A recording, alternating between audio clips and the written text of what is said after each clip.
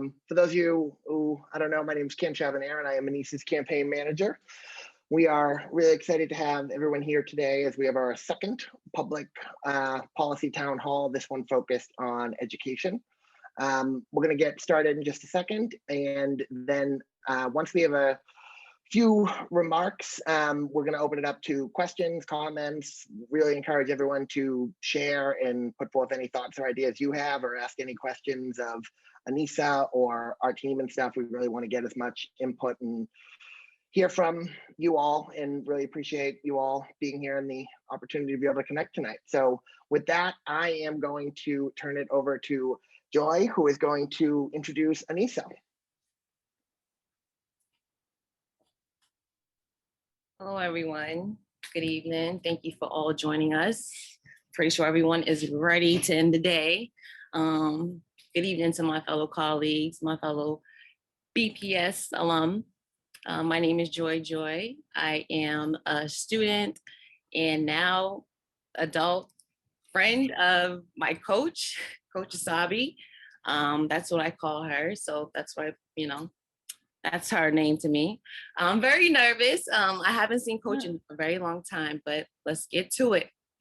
So who is Anissa? I'm sorry, Coach George. Who is she?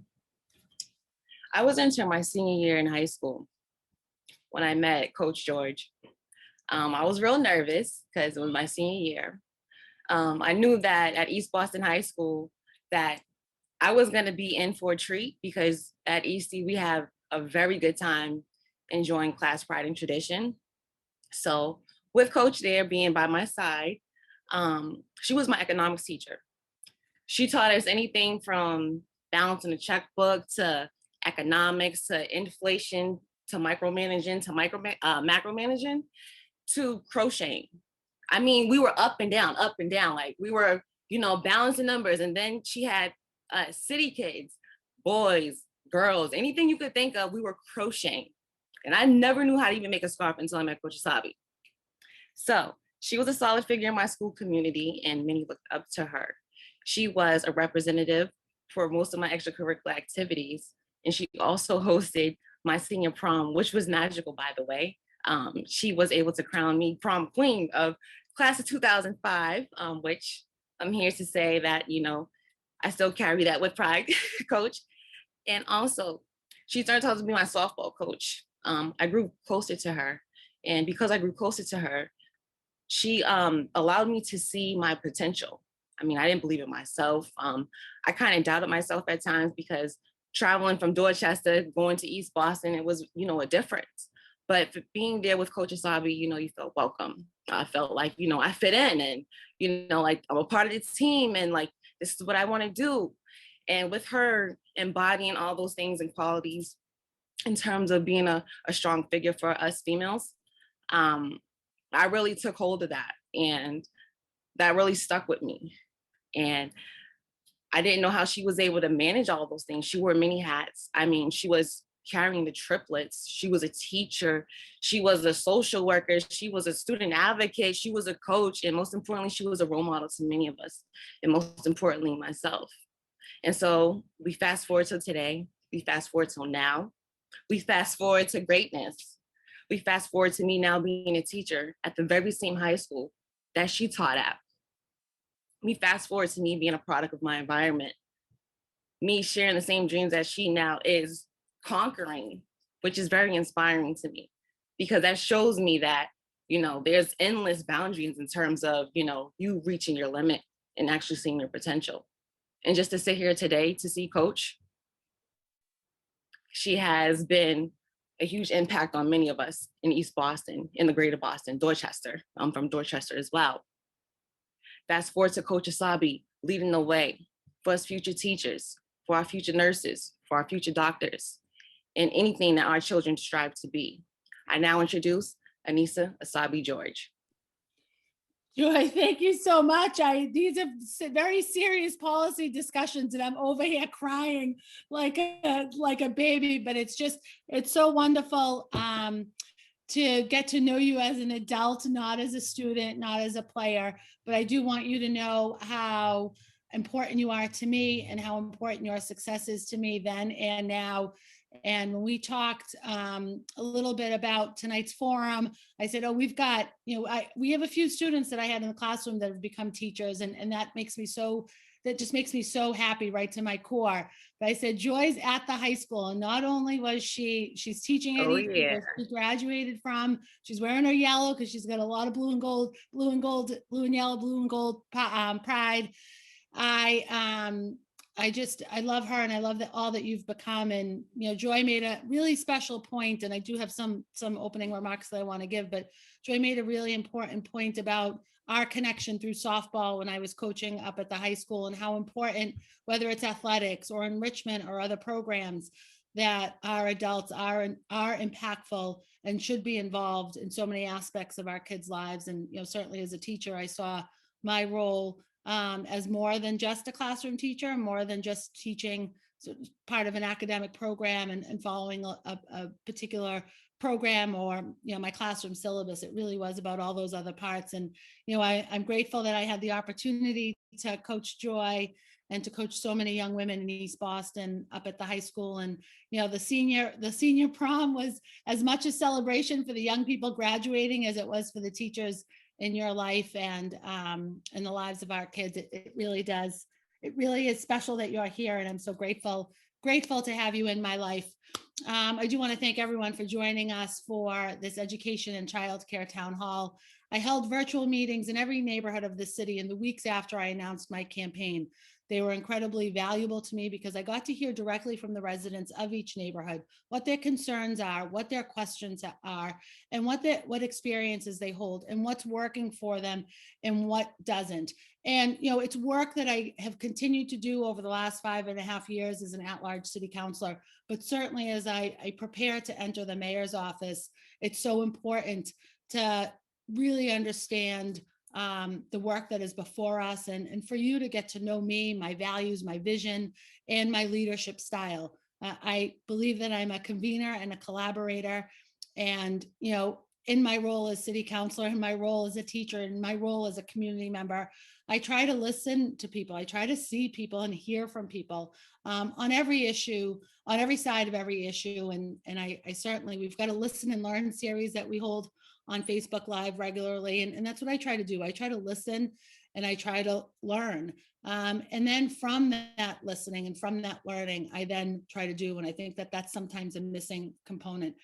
And I want to make sure that I hear from everybody, because we know it's important to understand from those experiences that you're having every day. And I believe truly that a strong, impactful leader takes the experiences and knowledge from those around her to inform the work and to get things done. So that's where all of you come into play this evening. We're having this town hall on education and childcare, and we'll continue to have these policy town halls over the next few months. And I need your help to do it. I certainly have my own thoughts, my own experiences, but I need you to help me to set the priorities, to build my plan off of your needs, off of your experiences, off of your knowledge. That's how we're going to make this city better for all. And when it comes to any of these topics, and tonight's topic is no different, that we can have every expert at the table and folks with fancy titles and fancy jobs.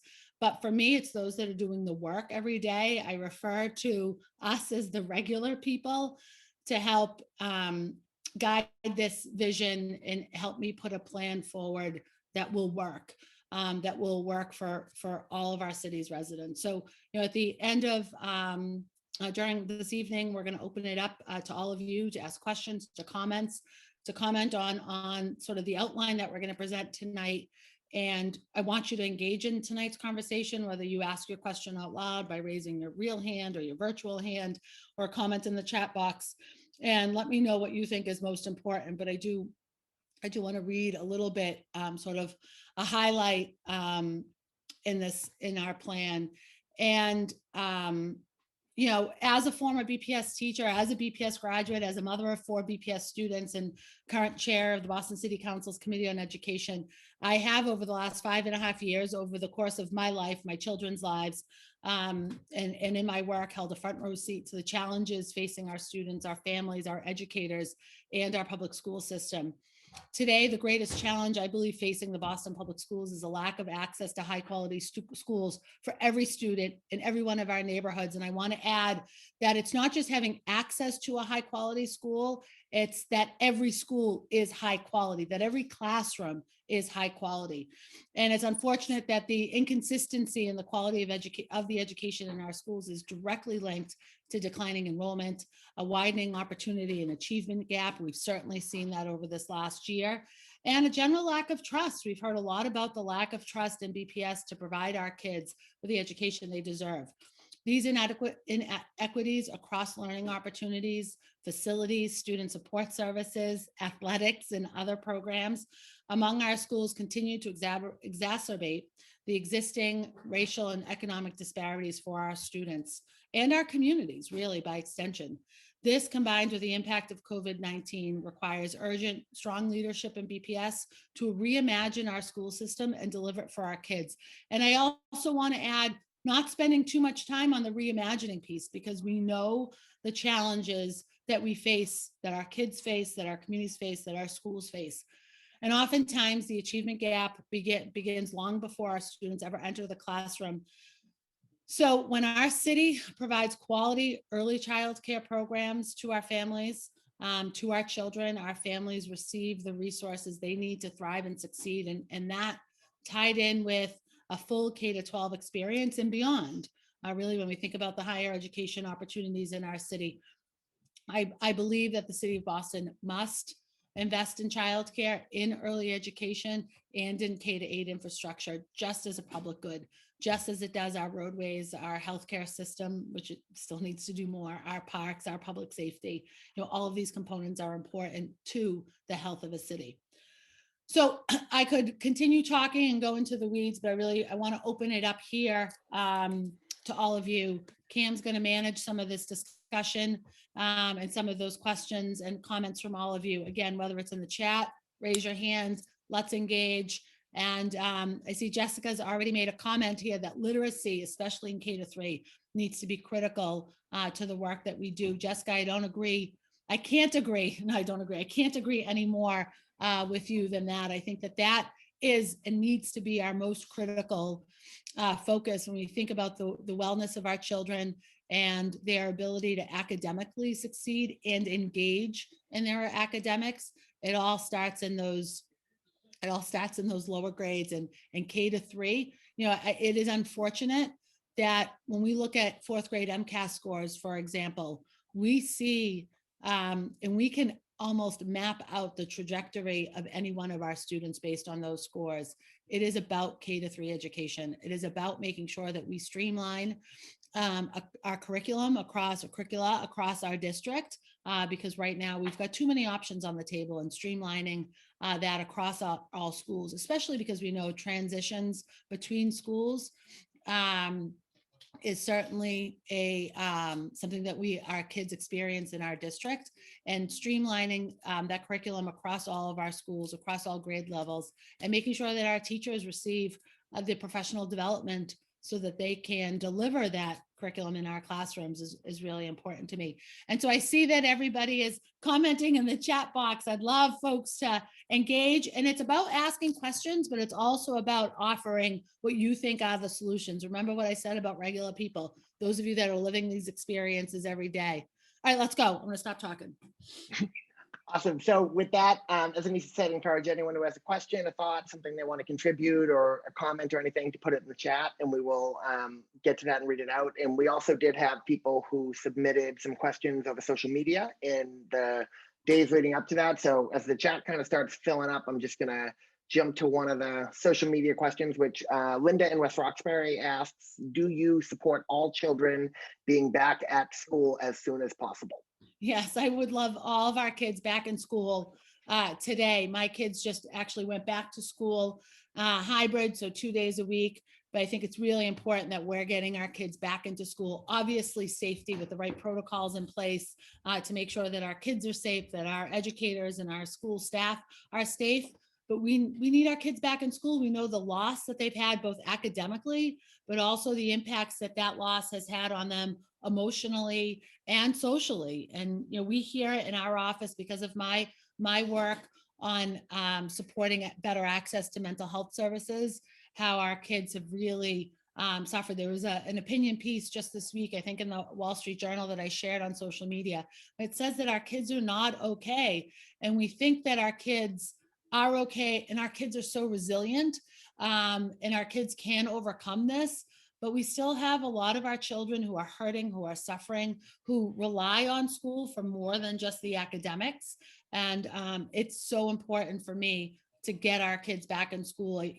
I support it, and I received some criticism from parents and families for not pushing the district to return to a full-time option for April 5th, as was prescribed or mandated, I suppose, by the Secretary of Ed here in Massachusetts and the governor. I supported the waiver for school to start back on the Monday after school vacation. I think, I spent 13 years in the classroom. I understand, the start and stop and how disruptive that can be to a school community and to kids. So the Monday after school vacation is good with me. And I think that's an appropriate time to return our kids, all of our kids, to have at least the option for 5 days a week, full-time instruction in the classroom. Thanks, Cam. And we'll make sure too, as Cam goes to the next question, I see the chat box lighting up there. We'll make sure that if we don't get to everyone's questions tonight, that we will get back to respond to those, that we'll save sort of a copy of that so we can respond to everyone's questions. Absolutely. Going right up here to unmuting. Yeah, perfect. Thank you. Can you thought- hear me? Yes. Hi, Council. Thank you for hosting tonight event about education. So kind of speaking my language, but I have few, but I just don't want to take too much space. It's just, mention about the literacy, and then just to embrace on that, we have a lot of teachers that doesn't have the certification to just teach the kids, especially when it comes to literacy. And we know that is so crucial. And we know the statistic, like, on the juvenile court, like, kids cannot read, or if people in jail, they cannot read past 3rd or 4th grade reading level. And I'm just wondering to see how, become as a mayor, how you're going to be able to increase on that and the literacy and to support the kids in the classroom. And as well, just not just in the classroom, but move forward with the gaps of the kids I've been having for the past year. How are we going to be able to just close this gap? I know it's not free for all. Everybody's going to be able to do it. There is money coming out from the federal level, but once you put certain program on that, and you know that the district always closing the gap and always cutting budget, how can we assure parents and the teachers and administration that we are going to be able to continue to do the services that the kids need and to continue to close that gap? Because 1 year is not going to be enough. It's like we're looking like for 5 to multiple years to be able to help the students. Yeah, no, Fabian, thank you very much for the question. And, we've talked a lot about some of the services that are missing for our kids across the district and all of our schools. And, we need to make sure that we have an established literacy program for every child in K to 3, and that we're working with, and we combined for today's town hall, education, early education, and childcare, because those things feed each other. And I would add that our community does too. The work that we're doing through our community programs needs to support the work of literacy. We've also done through my office at City Hall, through my city council role, we've been working to make sure that all of our schools have a library and a librarian, because there is a very direct correlation between literacy achievement and whether or not you have access to a library and a librarian. We continue to do that work, but for sure, making sure that we have a strong program in place, and that we're also supporting our teachers in delivering that program, that they have the professional development.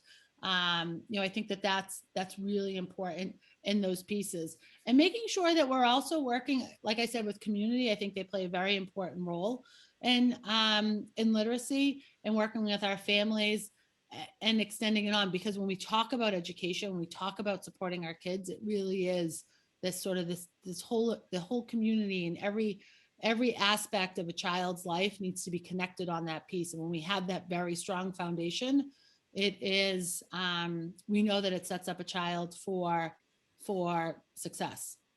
I mean, you know, I'd also add making sure that it's all culturally competent and linguistically accessible for our families, and that when we work with families, especially families of our youngest kids, that we are able to you know, support families in supporting literacy, because our parents are our teachers, our children's first teachers. So making sure that they're supported, you know, we know, especially through community health, that's in a different conversation, a different town hall, but related to this, when we work with our community health providers, when we work with our pediatricians, when we work with our, you know, when we think about well baby visits, there is absolutely a partnership that happens between literacy, early access to education, and supporting parents in supporting early literacy for our youngest kids. It is never too early to start that. And you know, we talk, I'm gonna go off just for a quick second and say, you know, we talk about you know, the sort of the basics of reading, writing, and arithmetic, but those are all very important tools for a strong foundation for a kid, but really it comes to literacy, because literacy opens up a child to the opportunity of all of those other pieces and beyond. I'll stop there so I don't go on too long. Can I follow up? Can I just follow up quickly on that, Anissa? Yeah, sure. You hit the nail on the head with as far as when they're children. Doctors don't want to talk about literacy when kids are really, really little. When you're you go to a doctor for a 3-year-old visit and your kid is not speaking, they're like, don't worry about it. That child will be fine. There's signs right there and then. Right. They begin right there. And that's huge as we're going in, especially with COVID. We've got a lot of kids that are really, really struggling with reading. And the problem is also getting the teachers really trained in the whole thing. And we have a lot of money coming in from the feds, is getting that money right to the kids and to the teachers. And Yeah, you're the only one mentioned talking that about it. the federal money that's coming in too. I want to make sure that, you know, there's 2 pots of money coming in. There's a pot of money coming into the city from operational pieces, and then there is a Pat, mute yourself. You just popped up on my screen there.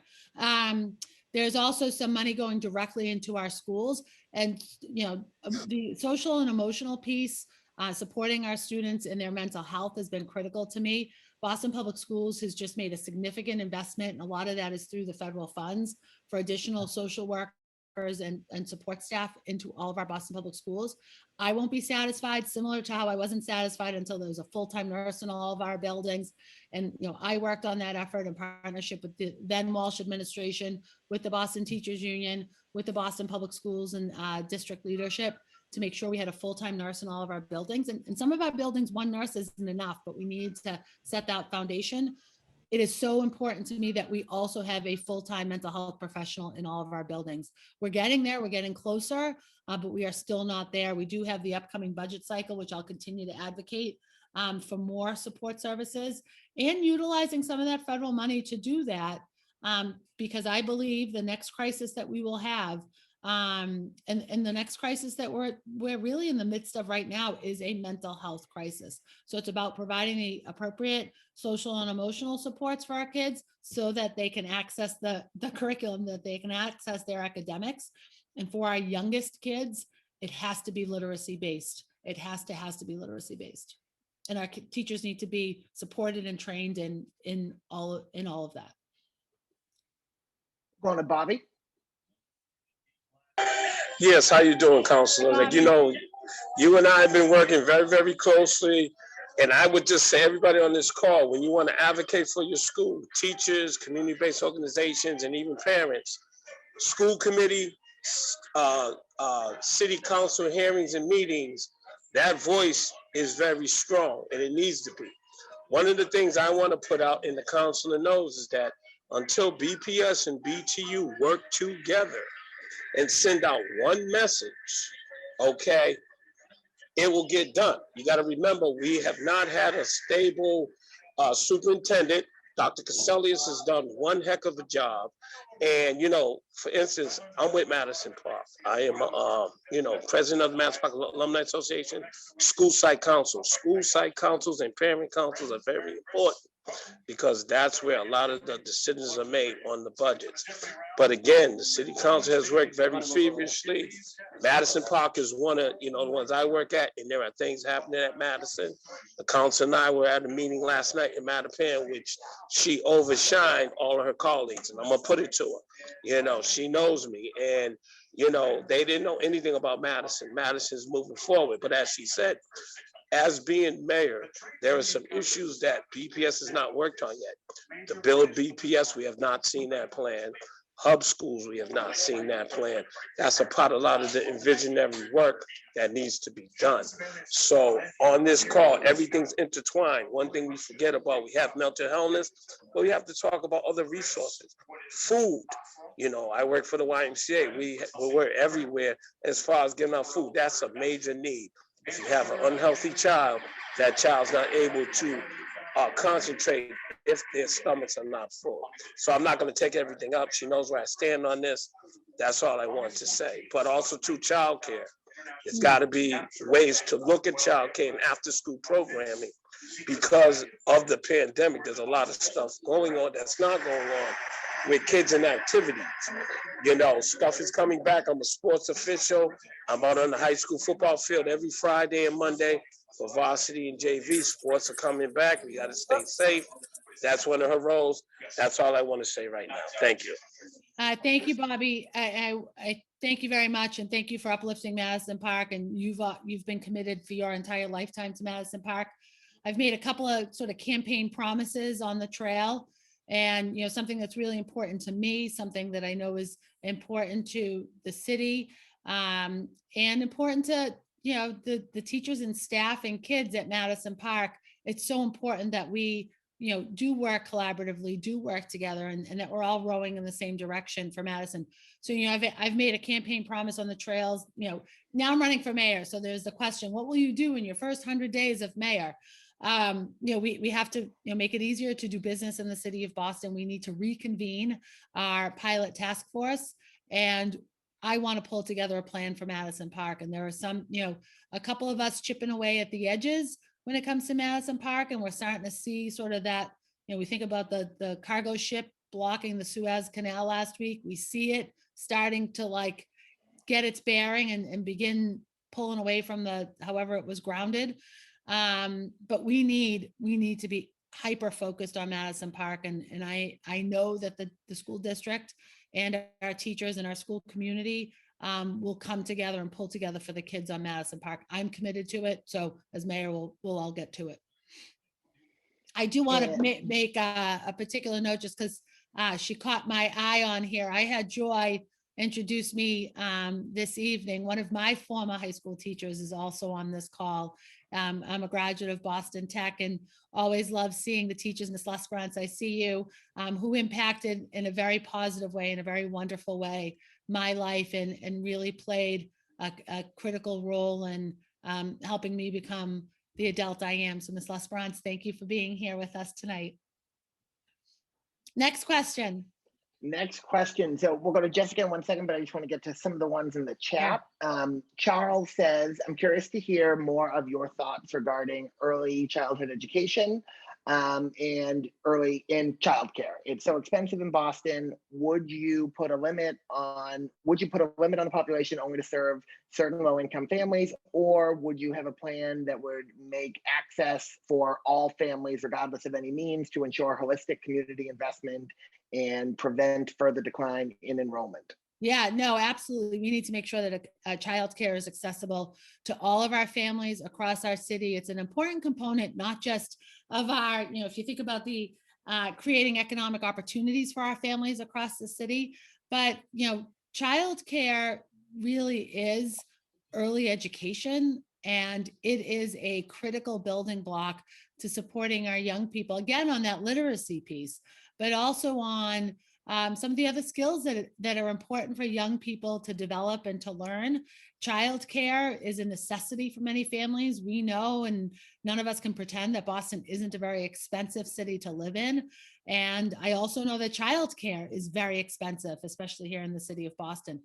So we need to make sure that we've got affordable childcare and early education, because childcare is an early education system, that we're also working to strengthen our UPK, our Universal Pre-K program here in the city of Boston, and strengthen the relationship between our early educators and the Boston Public Schools.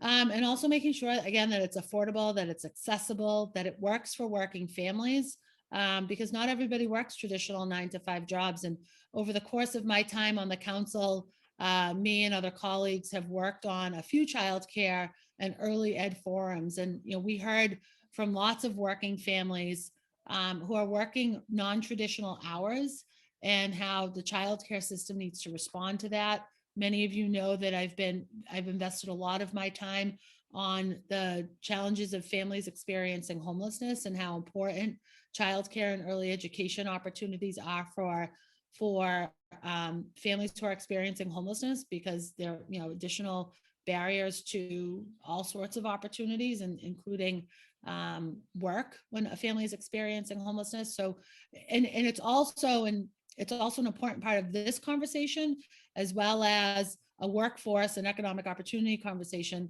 around how we're paying our early ed providers, how we're paying our childcare providers, because they are a really important part of the workforce. They're a critical component, I'd say. And we saw the implications of COVID on families, and COVID on childcare providers, and how essential they are. And if they are that essential, they should be paid well too. Again, childcare is expensive, so government certainly plays a role in supporting families with that. I just want to, before we go to Jessica, just because Leslie asked a question that's kind of directly related to that, of pre-K, K0, and K1 for all has yet to be fully implemented. How will you work to make this happen faster? Yeah, no, I mean, that has to be done in partnership with community programs, community early ed providers, because we need help finding the seats. And I think there's a couple of providers here on the call this evening. I saw Lauren from Ellis. I saw Mary from the Boys and Girls Club. Those providers are such critical partners in that work, and making sure that we have those seats. And then in partnership with the Boston Public Schools and with the city, certainly around funding, but also making sure that there are very direct pathways and predictable pathways to our sort of more traditional Boston Public Schools across the district. That was a challenge we've had over the last couple of years, is that there's been some growing pains as that program expands. But we also have to recognize the implications that UPK has, because it is such a great program, when it's not properly managed and sized so that it does work with BPS, but also the impact it has on some home care providers, and how do we support those that provide early ed and childcare in home-based settings? How do we support them, and making sure that they have access to this as well? Let's go to Jessica. I think that she's ready to go. Hi, Anissa. It's nice to meet you. Nice to see you. So I work all over the city. I see a lot of families in different situations. I also help advocate for 504s and IEPs as well. I mean, I can't express, and I know that you're on the same page with me, how important literacy is. I see kids that have dyslexia, and the problem is that the school coordinators that deal out the services, they deny services. Even when the numbers are right in front of them, when they did their own testing, and the findings are right there that this child is clearly dyslexic, and they talk to parents and like, oh no, they're fine, no, they're fine. And then when I see this case, I'll give you an example, a 12-year-old girl who clearly is dyslexic, and also has ADHD, which she was diagnosed from her doctor. Now she's lost years. Okay, she's 12 years old. She already stayed back 1 year.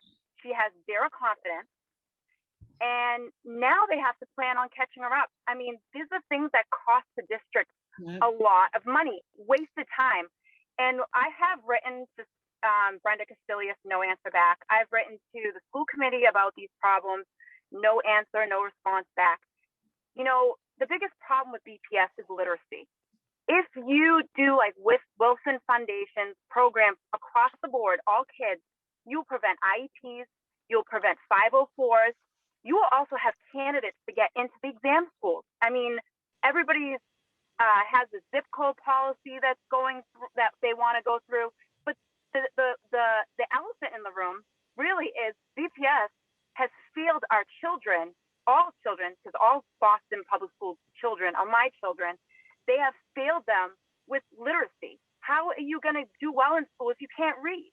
And if you're reading at a second grade level and you're 12 years old, how are you going to succeed? And this is a problem that has affected and plagued our city and the Black and brown communities and the white communities and the Latino communities. I go to these IEP meetings. They don't have translators, not even for Spanish parents, and it's a disaster. So, I mean, if you nip it in the butt and you make sure you reach all kids across the board, this is how you fix the problem. Right. You don't wait until the problem gets so bad, and then the district has to spend money for this kid to go to a private school, or they have to spend a lot of money to get this kid caught up. And how about all the other kids out there? And then we have another thing that Boston Public School has issues with is space. So, you know, this pandemic has taught us a lot about that. So you have 19 kids that have to be 3 feet apart because those are the kids that are going to be going to school. What about when there's really 28 kids in that class? What happens when all of them decide to go to school? You can't maintain 3 feet apart. And I'm in the healthcare field. You know, I'm a realist. You know, I do read the science.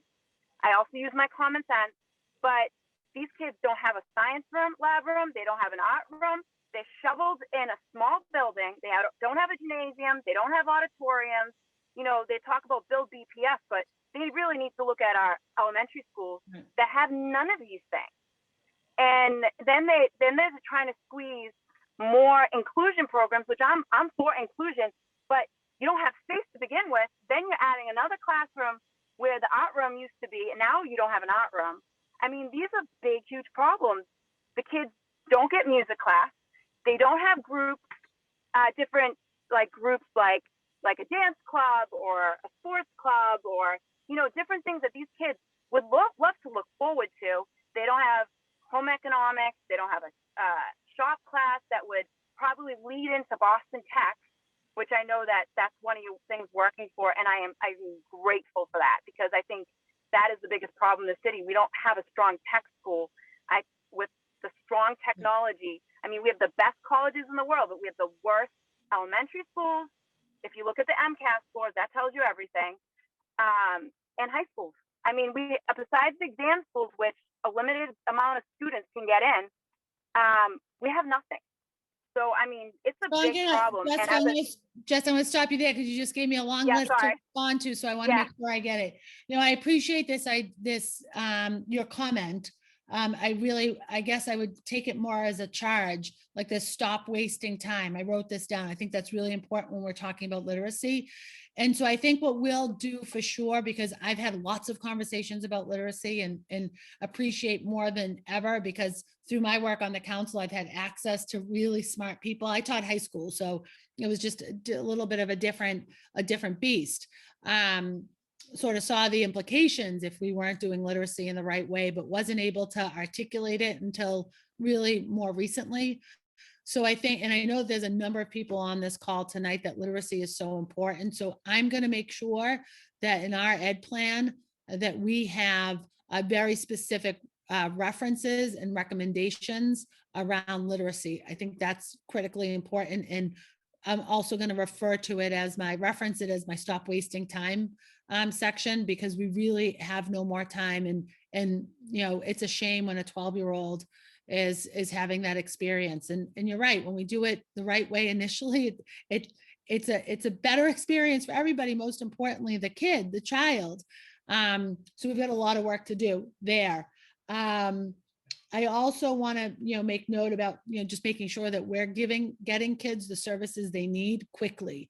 That's really, really important because, you know, the sooner a kid gets access to programs and to services, and also taking, you know, we talk a lot about this around homelessness and the shelter system.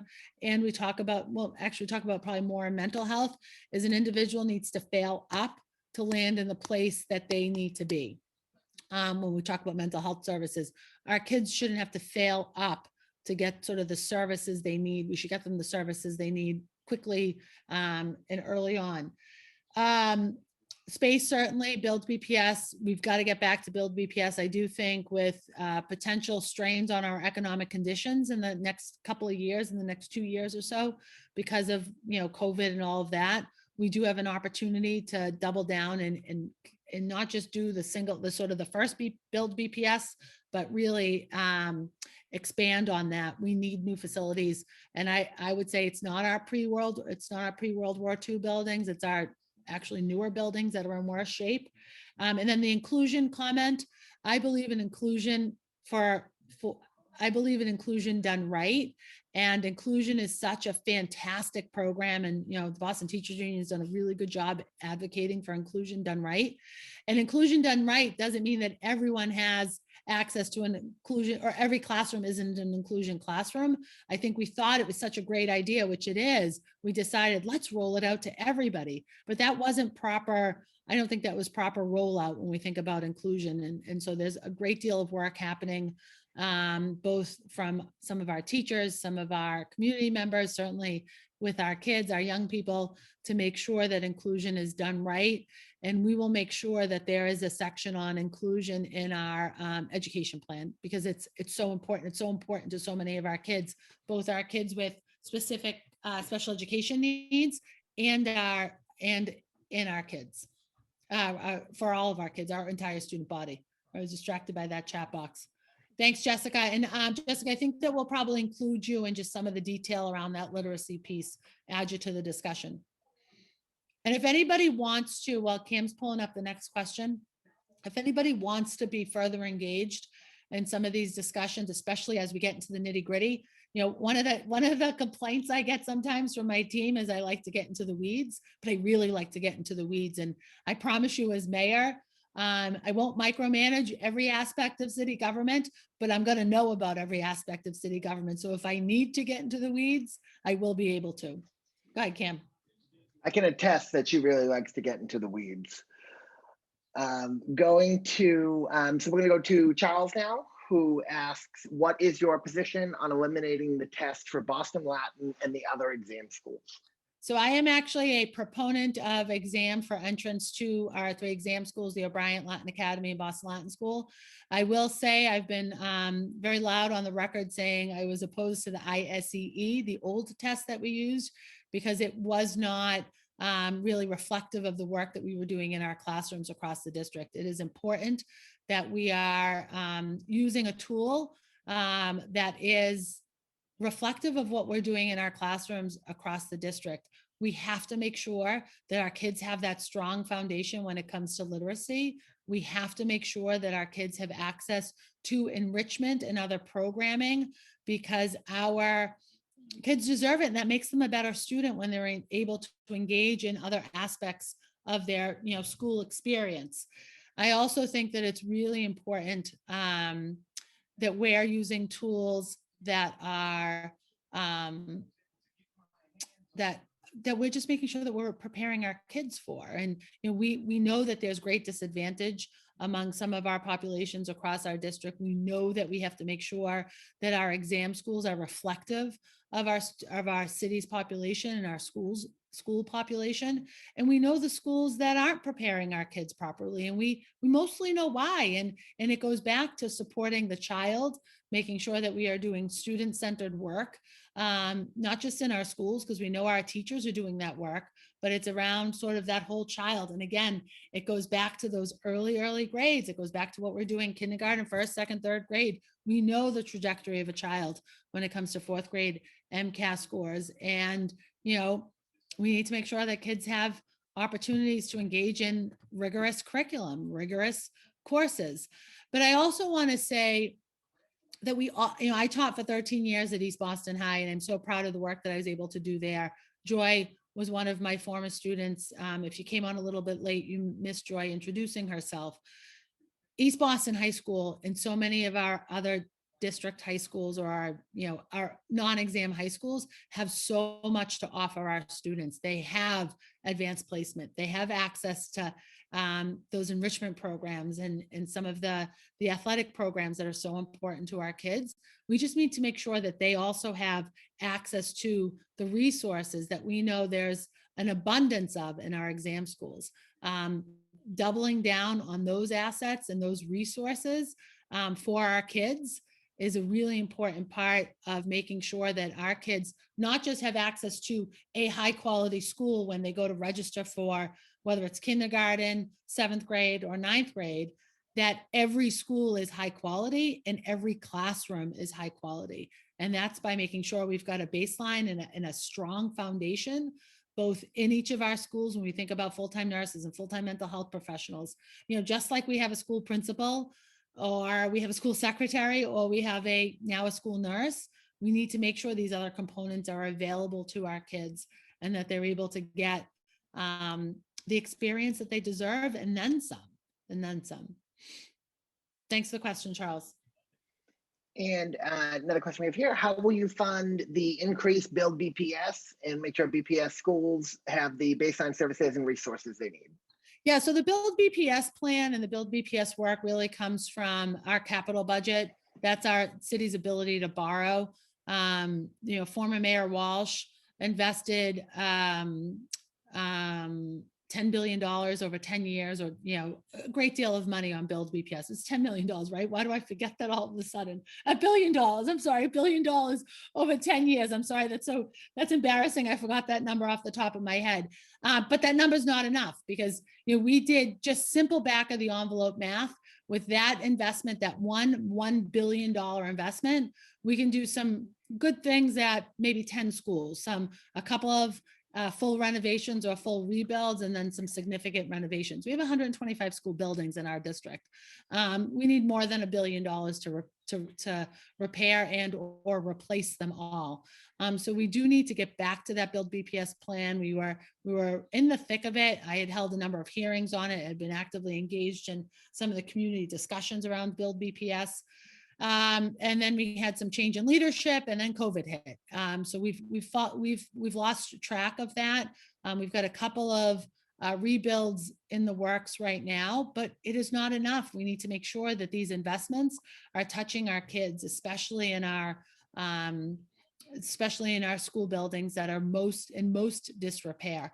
And we have an opportunity, I think, to really make sure that the seats that we need are in the communities that we need. And there has to be a certain level of flexibility within the district so that we can shift and change as population shifts, as bubbles happen in certain age groups and in certain parts of the city. That's really important for us. The piece on paying it, the Boston Public Schools right now, excluding some of the federal more or less one-time spending opportunities through the COVID stimulus and some of the federal plans to help us through recovery.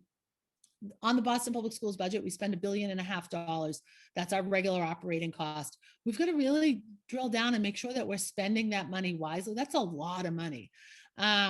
We have to make sure that we're investing in the right programs, that we're investing in the right curriculum, that we're investing in the right literacy programs, and that the money is every time we spend $1 in the Boston Public Schools, we should be able to answer the question, how do the kids benefit from this expenditure? What are the kids getting from this expenditure? Is it going to what our kids need so that they can succeed both academically in the classroom and socially and emotionally? And that's, we talk about SELWELL, social and emotional wellness, but we know our kids access so many of the services that they need through our schools and through our school communities in order for them to academically, and I think Bobby said it earlier, if we don't have, if our kids don't have access to food, they're not going to be able to learn. If our kids aren't, mentally well, emotionally well coming into classrooms, they're not going to learn. It's, we talk a lot recently, especially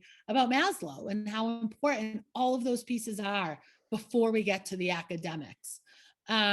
And I think that's also why a strong academic foundation is so critically important to the lifelong success and achievement, whatever that, wherever and however that we describe and define achievement is. So I rambled a little bit there. I think I got both questions. Mhm. I'm just going to, question that Todd asks is, can you talk a little bit more about your plans to increase access to mental and physical health care in schools? Yeah, no, great question. Thank you for it. I talked a lot about my commitment to making sure we have a full-time mental health provider in all of our school buildings. A lot of those newer providers that are coming on board now are social workers. I do think that there is and should be some room for school communities to decide whether they want a social worker, a licensed mental health provider, or a school psychologist, because there are maybe slightly different needs. That's a place where I think schools deserve some autonomy. But one place that we also need to make sure that we've got a robust plan in place is around connecting our school communities with community health centers and making sure that we have school-based community health centers on site. Especially in our larger school communities, especially in our high schools, especially when we think about the challenges of adolescence, when we think about making sure that our young people have access to high quality healthcare, both physical healthcare and mental health care. That can happen within school-based community health centers. That to me is really important. It sort of overlaps with some of our community health and public health work in a different policy section. I also want to make a note. I think I want to be mindful of time for my team and for all of you. I want to note that in the chat, and I'll put it in one more time, I did put my cell phone. So if we didn't get to questions, we will get to you. We will make sure that we respond to you offline. But if something comes up, or if you have something you want to add to the conversation that maybe we missed, or maybe I missed the mark on something and you want to connect about it, my cell phone is there for a reason. I want you to be in touch with me. I want you to reach out, and whether it's on education, early child care, I think that, or another topic, I'm happy to. I also want to note, Kim, we didn't talk a whole lot about childcare. I think we got one question of it. I will probably entertain an opportunity to do another one of these, maybe more focused on childcare, because this seemed to be more focused on K-12. Thanks, Kim. Maybe one more question. Absolutely. Yeah, absolutely. Elizabeth asked, do you think money should be diverted from higher admin positions to the classrooms? Yeah, no, again, back to that question. And I've never actually posed this question to myself until our conversation tonight. Every dollar we spend, we should be able to answer the question, how does this benefit our children?